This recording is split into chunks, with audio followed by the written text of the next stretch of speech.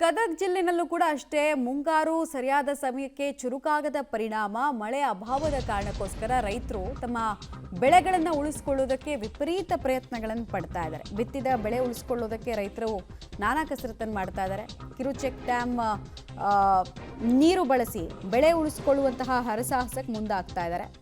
ರಾಜ್ಯದಲ್ಲಿ ಕೃಷಿ ಸಚಿವರಿಲ್ಲ, ನಮ್ಮ ಗೋಳನ್ನು ಕೇಳೋರು ಯಾರೂ ಇಲ್ವಾ ಅಂತ ಅಸಹಾಯಕರಾಗಿ ಸರ್ಕಾರವನ್ನ ಪ್ರಶ್ನೆ ಕೇಳ್ತಾ ಇದ್ದಾರೆ. ಅಧಿಕಾರಿಗಳು ಈಗಲಾದರೂ ಕಣ್ತೆರೆದು ನಮ್ಮ ನೆರವಿಗೆ ಕೂಡಲೇ ಬರಬೇಕು, ಇಲ್ಲ ಅಂದರೆ ನಾವು ಹೇಗೆ ಜೀವನ ಮಾಡೋದು ಅನ್ನೋದು ಅವರ ಪ್ರಶ್ನೆ.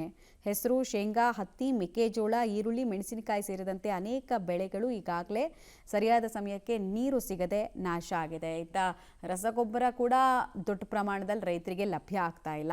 ಹೀಗಾಗಿ ನಾವು ಕೃಷಿಯನ್ನು ನಂಬಿ ಜೀವನ ಮಾಡ್ತಿರೋರು ಏನು ಮಾಡಬೇಕು ಅನ್ನೋದು ಪ್ರಶ್ನೆ. ಮುಂಗಾರಿಲ್ಲೇ ಸಾಕಷ್ಟು ಸಾಲಾಗೆಲ್ಲ ಮಾಡಿ ಹತ್ತಿ ಶೇಂಗಾ ಹೆಸರೆಲ್ಲ ಬಿತ್ತೀವಿ. ಈಗ ಮುಂಗಾರಿ ಮಳೆ ಇಲ್ಲದಕ್ಕೆ ಎಲ್ಲ ಭಾಳ ತೊಂದರೆ ಆಗೈತಿ. ನಮಗೇನೋ ಇಲ್ಲೇ ಚೆಕ್ ಡ್ಯಾಮ್ ಬಾಜು ಇದ್ದೀವಿ ಅಂತೇಳಿ ನಮಗೆ ಸ್ವಲ್ಪ ನೀರಿನ ಅನುಕೂಲ ಐತಿ, ನಾವೇನೋ ಹಚ್ಕೋಬೋದು. ಈ ಪರಿಸ್ಥಿತಿ ಎಲ್ಲರಿಗಿಲ್ಲ, ಎಲ್ಲ ರೈತರಿಗೆ ಅನುಕೂಲ ಇಲ್ಲಿದೆ. ಕೆಲವೇ ಯಾರಿಗೋ ಒಬ್ರಿಗೆ ಸಿಗ್ಬೋದು. ರೈತರ ಪರಿಸ್ಥಿತಿ ಭಾಳ ಗಂಭೀರ ಐತಿ ಈಗ.